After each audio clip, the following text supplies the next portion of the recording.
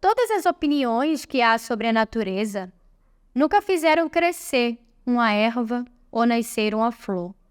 Toda a sabedoria a respeito das coisas nunca foi coisa em que pudesse pegar, como nas coisas. Se a ciência quer ser verdadeira, que ciência mais verdadeira que a das coisas sem ciência? Fecho os olhos e a terra dura sobre que me deito tem uma realidade tão real que até as minhas costas a sentem. Não preciso de raciocínio onde tenho espáduas. Esse poema foi escrito pelo Fernando Pessoa no seu heterônimo Alberto Caeiro. E no episódio de hoje a gente vai refletir sobre o que é a realidade. Eu falo refletir porque seria muita ousadia da minha parte tentar definir o que é real, ainda que inúmeros pensadores tentaram fazer. Eu acho que eu não tenho cacife suficiente para chegar a uma conclusão absoluta por duas razões. A primeira é que se eu conseguisse de fato definir o real, eu basicamente acabaria com a filosofia. O conceito de realidade, de real, é um dos conceitos mais importantes para a história da filosofia.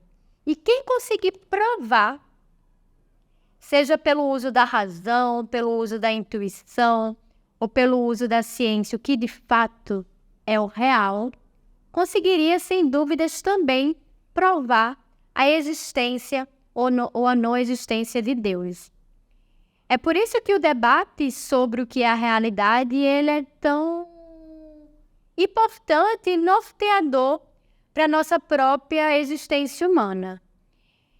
A sociologia ela tende a ser mais pragmática e mais materialista, na tentativa de conceituar as coisas. Para filósofos como Berg e Luckmann, a realidade nada mais é do que uma construção social. Ou seja, é uma construção de cunho histórico, de cunho cultural, político e econômico. A realidade ela não é a mesma para os grupos de pessoas. Ela vai ser definida, obviamente, pelo contexto no qual o indivíduo ele está inserido. Tem uma passagem dentro do livro sobre a construção social da realidade que eu acho bem interessante, onde, quando Berg e Luckmann vão falar acerca das angústias humanas, ele vai dizer que provavelmente uma angústia humana de um cidadão nova-iorquino será conceituada ou definida como uma neurose, enquanto que uma angústia humana, provavelmente por algum ser humano que viva em alguma tribo isolada, pode ser entendida como uma possessão demoníaca espiritual. Ou seja, a realidade ela vai ser compreendida também a partir do sentido que atribuímos às coisas. No entanto, voltando para o poema escrito pelo Fernando Pessoa, quando ele diz que a realidade é tão real que até as suas costas a sentem, existe também correntes filosóficas, as mais realistas e racionais, que vão definir que a realidade é o que ela é. Ela independe de nós, seres humanos. Nós, seres humanos, somos construtores de sentido. Nós, de fato, podemos atribuir um sentido para entender aquilo que acontece. Mas aquilo que acontece independe de nós. Bem, um pássaro voa no céu. Qual é a realidade que está acontecendo? Que um pássaro voa no céu. No entanto, eu, enquanto ser humano e animal simbólico, eu posso atribuir um sentido original e particular pelo ato do pássaro voar no céu. Ao ponto que fez, em algum momento da história, seres humanos desejarem e construírem aviões. Essa perspectiva da atribuição de sentido às coisas também constrói uma realidade. Quando eu comecei a me interessar pelo conceito de que é real, eu me deparei com diversas correntes filosóficas, cada qual a sua maneira definindo o que é real. E eu me senti um tanto quanto angustiada e surpresa ao me dar conta que eu concordava com absolutamente tudo que eu lia a respeito do que era a realidade. Eu concordava com a perspectiva realista, eu concordava com a perspectiva idealista, eu concordava com a perspectiva da linguagem estrutural e eu concordava com a perspectiva fenomenológica. Meu Deus, e agora? Se eu concordo com tudo, o que de fato é a realidade? Então, da minha maneira, eu comecei a tentar conceituar a realidade fazendo um intercâmbio entre todas essas correntes filosóficas. E eu acho que a realidade, na verdade, é composta de múltiplas camadas. E para isso podemos, por exemplo, utilizar o próprio mito de Maia. Maia, que é conhecida, uma deusa hindu, conhecida como a deusa das ilusões. Existem muitos véus que nos possibilitam a compreensão da realidade. Bem, para mim, o primeiro véu é a realidade material, tal qual ela é. Uma árvore, um pássaro, a terra, as nuvens e tudo mais que existe independente de nós, seres humanos. Existe independente dos sentidos que atribuímos às coisas. Bem, ainda que a gente se dê muita importância ao ponto de achar que uma árvore que cai no meio da floresta e que seu barulho não é ouvido por nós, ela não tenha caído, a realidade ela existe tal qual ela é, independente de nós, seres humanos. Esse, para mim, é um ponto fundamental para entender que a realidade, assim como propôs o Fernando Pessoa, ela é também objetiva. As coisas são, por si só, independente do meu raciocínio. Esse é um ponto. Mas aí, pegando toda essa realidade que já existe e que é composta de inúmeras espécies, e reinos, existemos nós, seres humanos, que somos portadores de sentidos, portadores de uma racionalidade e portadores de um potencial de atribuir sentido e simbolismos às coisas. A corrente idealista da filosofia vai dizer que a realidade é também produto da consciência, da mente humana. E, de fato, o modo como nós nos inserimos dentro da realidade é também influenciado pelos nossos estados mentais. Os estados mentais dos seres humanos são diversos. Estão relacionados aos nossos sentidos, olfato, paladar, visão, as nossas sensações, a nossa capacidade imaginativa, a nossa capacidade de desejar. Então, os estados mentais dos seres humanos, que são acessíveis a todos os seres humanos, porém não são vividos e experienciados conscientemente por todos os seres humanos, eles de fato existem. E a partir dele, a gente também é capaz de construir uma realidade. E isso é magnífico. Veja só, o que foi que nos levou a construir o fogo?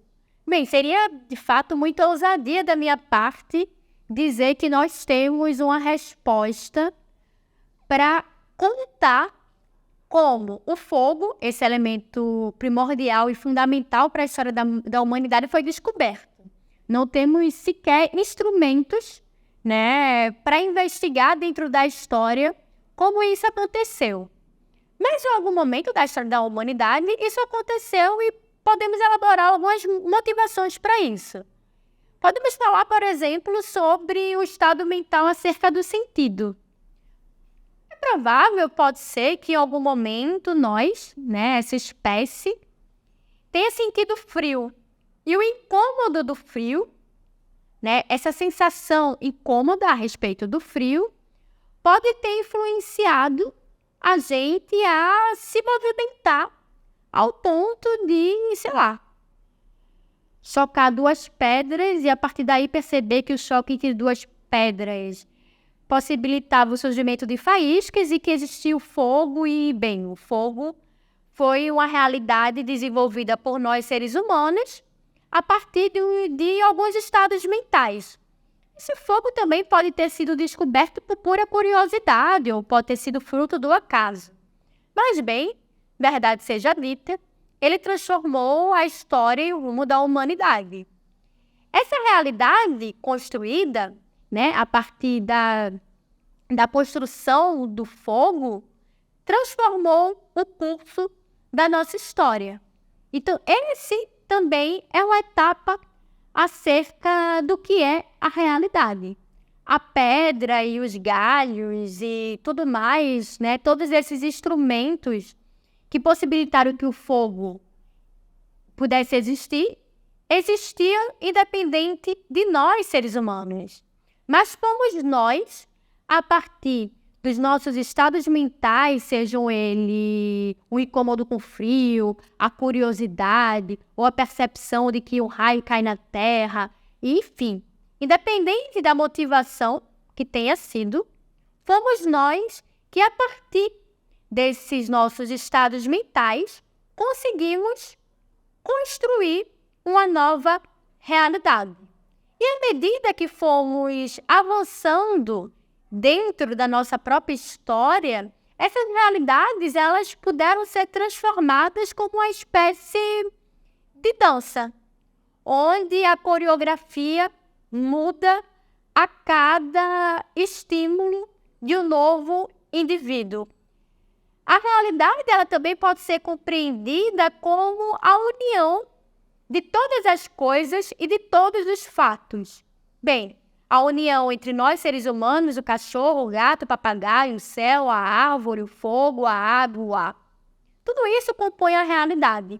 E toda interação que nós e os outros animais e outras espécies realizam também são produtoras de uma realidade. Então, existe sempre uma realidade dentro da outra realidade. E a partir, né, dessa dança coletiva que nós fazemos o tempo todo e o que possibilita que as coisas se construam, que nós possamos, inclusive, atribuir novos sentidos e a partir desses novos sentidos a gente possa contribuir para a origem de outras coisas, as realidades elas vão sendo construídas, transformadas, aperfeiçoadas e nos conduzem dentro do rumo da nossa própria existência. Uma outra perspectiva acerca do que é a realidade também é a partir da perspectiva estrutural e linguística. Bem, para a psicanálise e outros autores, né, que gostam muito dessa abordagem do estruturalismo, a linguagem ela é também produtora da realidade, porque é a linguagem, esse instrumento, né, tão sofisticado, essa tecnologia tão sofisticada humana, que possibilita que a gente atribua sentido às coisas e que faça com que a gente dialogue com outros indivíduos. E a partir desse diálogo, a gente consegue construir uma moral, a gente consegue construir regras e a gente consegue atribuir novos sentidos às coisas e a gente, enquanto espécie, se orienta em torno dessa linguagem.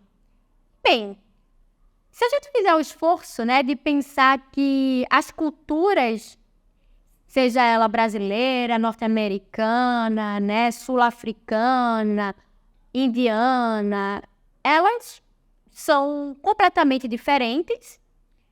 E uma das razões para as quais as pessoas reagem diferentemente aos acontecimentos é também por conta da linguagem. O Freud e o Jung, quando vão se interessar pelos estudos acerca do inconsciente, vão perceber o poder da linguagem no corpo humano. Bem, se uma palavra me remete, por exemplo, ao trauma infantil, essa palavra ela vai provocar no meu corpo um afeto. Esse corpo ele vai reagir a partir de uma frase. Quando a gente pensa, por exemplo, sobre a psicologia das massas, se um líder carismático é capaz de construir um discurso belíssimo que impacta no comportamento político de um determinado grupo, é aí que podemos perceber o poder da linguagem para a construção também de uma realidade. Então, nós, seres humanos, somos muito influenciados pela linguagem, sobretudo materna, nativa, do espaço meio onde nós nascemos e nos educamos. Então, a linguagem também faz parte de um desses véus que possibilitam a nossa construção acerca da realidade. Uma outra corrente filosófica que eu acho interessante para pensar sobre a realidade é a corrente fenomenológica. Ela vai se interessar mais sobre a subjetividade das pessoas, né? Que é algo, enfim, próprio de todo ser, mas eu particularmente não acho que a subjetividade ela seja algo puro ou essencialista do indivíduo. Eu acredito, inclusive, na perspectiva que a nossa própria subjetividade ela é também produto de uma sociedade, de um meio, de uma cultura e de uma política. Mas, enfim, a verdade seja dita, nós também somos portadores de uma subjetividade. E é essa subjetividade que vai fazer com que a gente leia os fenômenos, as coisas e os eventos de forma muito própria. Por exemplo, bem, as pessoas elas não vão se comportar e reagirem da mesma forma diante de um filme, ou diante de uma música, ou diante de uma obra de arte. Para alguns, uma obra de arte vai ter um sentido mais profundo, mais poético, mais emocionante. Para outros, essa obra de arte ela será completamente incompreensível. Para alguns, uma camisa que porte um símbolo de marca gerará um efeito, representará algo. Para outros, não representará. Então, essa subjetividade, ela também vai influenciar no modo como percebemos as coisas, e o modo como percebemos as coisas influencia também no modo como nós reagimos às coisas. A representação da realidade, ela vai ter atributos que mudará de um grupo para outro. Para algum grupo, um símbolo de algo representará, né, algo muito importante, a exemplo do crucifixo, né? Bem, o crucifixo, para o catolicismo, terá um significado particular e sagrado, enquanto para outras, né, outras correntes religiosas, como por exemplo o budismo, o crucifixo não terá essa mesma representação. E é provável que os budistas enfrentam o crucifixo se comportem de uma forma completamente diferente que o católico vai se comportar em frente a esse crucifixo. Logo, essa subjetividade, que é também produto de uma linguagem, que é também produto de um meio e que também é socialmente construída, ela também vai afetar no modo como as realidades elas são construídas. Uma outra corrente filosófica que eu acho também interessante para se pensar acerca da realidade é o clássico dos clássicos, né? O Platão. O Platão ele vai desenvolver acerca da teoria do conhecimento na tentativa de pensar no modo como nós podemos acessar o real. Bem, para o Platão, esse real só pode ser alcançado a partir do uso da razão.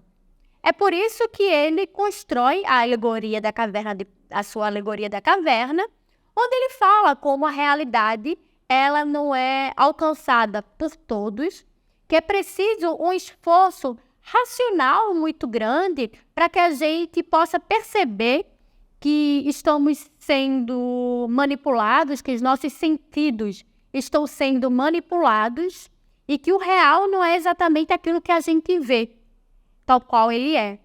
Um exemplo disso é a própria fotografia, né? Quando a gente vai pensar, por exemplo, no fotojornalismo, o modo como o fotógrafo ele posiciona a câmera pode mudar completamente o modo como aquela realidade será vendida e interpretada. Então, é a lente do fotógrafo, ao tirar a foto e ao focar num ponto e não em outro, que vai fazer com que um determinado grupo de pessoas tenha acesso a uma representação da realidade, ao ponto de achar que aquela foto corresponde à totalidade da realidade. E também estamos falando, obviamente, também de uma certa forma de manipulação, onde o próprio Platão já falava sobre isso na sua alegoria da caverna. E aí, bem, a realidade ela também é construída e é vendida, sobretudo, pelos aparelhos midiáticos, né? Então, por exemplo, um autor que eu gosto bastante também, que vai falar sobre isso, é o Pierre Bourdieu, quando ele fala acerca da televisão. A televisão ela tem um poder muito grande de construir para nós uma realidade. A partir das suas novelas, a partir dos seus jornais, eles obviamente vão escolher aquilo que eles sabem que mais vai mobilizar a atenção das pessoas, e a partir da mobilização da atenção das pessoas, eles representam e mostram a realidade como se ela, enfim, correspondesse à totalidade dos fatos. E aí nós somos induzidos a acreditar que o mundo é exatamente aquilo que a gente vê na TV, que o mundo é o que passa no jornal, que o mundo é o que acontece na novela das 8, e a nossa percepção da realidade, inclusive os nossos desejos, as nossas aspirações e o modo como a gente se relaciona com o nosso corpo e com o outro, é também muito influenciado pelo modo de como essa realidade ela é representada e é vendida por esses instrumentos, que são, verdade seja dita, instrumentos de poder. Então, a gente tem toda uma grande massa populacional que é extremamente influenciada por aparelhos midiáticos para acreditar que a realidade e que o mundo é aquilo que eles conseguem ver.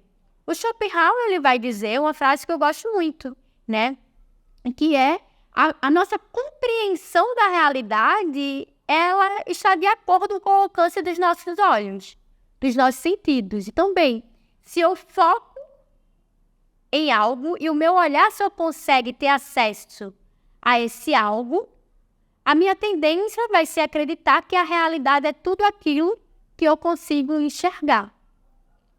É uma tendência também um tanto quanto egoísta e antropocêntrica nossa, né? De achar que a única realidade que existe é a nossa. Não à toa nós temos tantas dificuldades de relacionamentos com os outros, com o diferente, porque, bem, se a realidade do mundo é aquela que eu acho que é a minha, se me aparece uma outra pessoa com outra visão de mundo, a realidade daquela pessoa vai se contrapor à minha e me gerará um conflito. Por que não?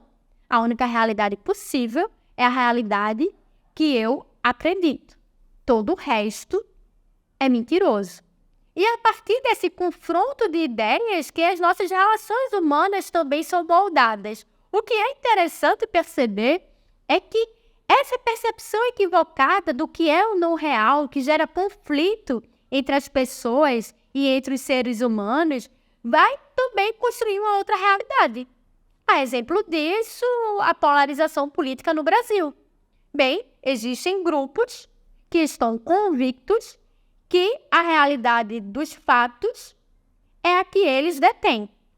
E eles conflituam entre si, cada qual defendendo a sua realidade dos fatos, e a partir desse conflito se cria uma nova realidade, que se criará mais uma vez uma outra realidade, uma outra realidade, uma outra realidade. Então a realidade, ela existe e ela também está sendo o tempo todo construída. Um outro filósofo que vai contribuir bastante para a compreensão acerca da realidade é o Aristóteles. O Aristóteles, vocês devem saber, foi um filósofo discípulo de Platão. Mas ele discordou do seu mestre acerca da teoria do mundo das ideias. Para Platão, existia o mundo sensível e o mundo das ideias. E a realidade, ela só poderia existir no mundo das ideias, que era um mundo perfeito. E tudo que existisse no mundo sensível era uma cópia um tanto quanto mal feita acerca do mundo das ideias.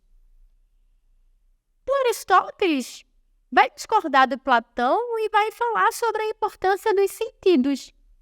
Bem, a realidade ela só pode ser percebida a partir dos nossos próprios sentidos. Os nossos sentidos eles são fundamentais para a compreensão acerca do que é o real.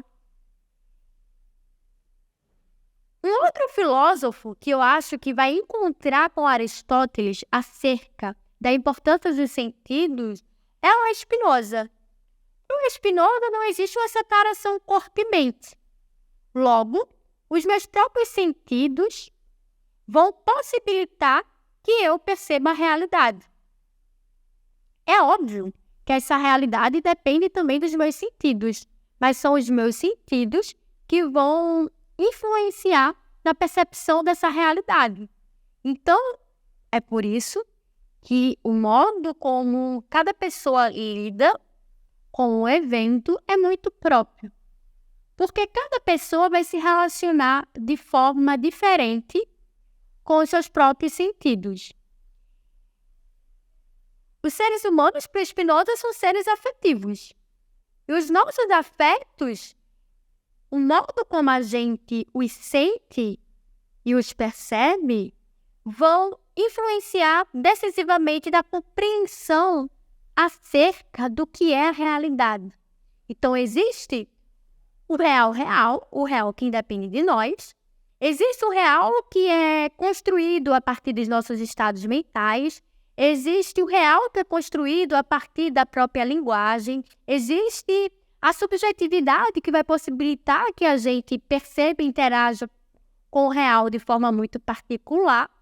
Existe esse real do mundo das ideias, o qual Platão tanto defendia, e existe nós, o nosso corpo, os nossos afetos, que vão influenciar no modo como a gente se relaciona, percebe e entende a realidade. Então, a realidade, ela tem inúmeras camadas. Para que a gente possa, de fato, acessá-la ou tentar acessá-la, é preciso que a gente parta desses princípios básicos. Primeiro, que a realidade independe de nós. Segundo, que o que eu acho que é real talvez seja produto dos meus afetos, do estado em que se encontra meu corpo, se eu estou ou não cansada, se eu estou ou não com sono, se eu estou ou não apaixonada, influenciado pelo modo como a televisão expõe determinada realidade. E, enfim, múltiplas realidades acontecem o tempo inteiro. E é a união de todas essas coisas e eventos que colaboram para a construção do que é o real.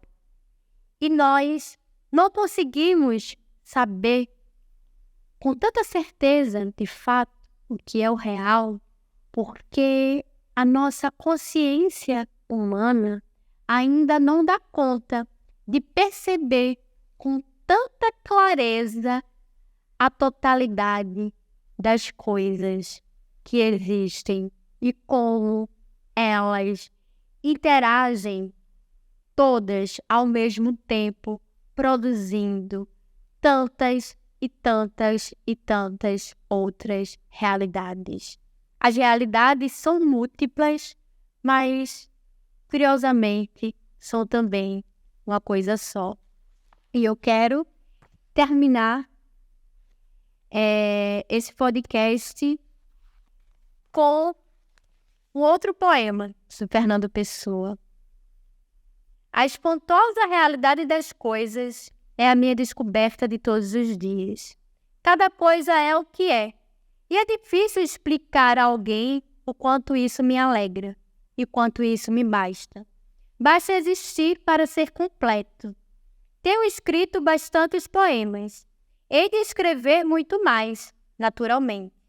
Cada poema meu diz isto, e todos os meus poemas são diferentes, porque cada coisa que há é uma maneira de dizer isto. Às vezes, ponho-me a olhar para uma pedra. Não me ponho a pensar se ela sente. Não me perco a chamar-lhe minha irmã. Mas gosto dela por ela ser uma pedra. Gosto dela porque ela não sente nada. Gosto dela porque ela não tem parentesco nenhum comigo. Outras vezes, ouço passar o vento. E eu acho que só para ouvir passar o vento, vale a pena ter nascido. Eu não sei o que é que os outros pensarão lendo isto, mas acho que isto deve bem, porque eu penso sem esforço. Nem ideia de outras pessoas ao ouvir-me pensar, porque eu penso sem pensamentos, porque eu digo com as minhas palavras o dizem. Uma vez chamaram-me poeta materialista, e eu admirei-me, porque não julgava que se me pudesse chamar qualquer coisa. Eu nem sequer sou poeta. Vejo. Se o que escrevo tem valor, não sou eu que o tenho. O valor está ali, nos meus versos. Tudo isso é absolutamente independente da minha vontade. Fernando Pessoa. Muito obrigada pela atenção de vocês e até o próximo episódio.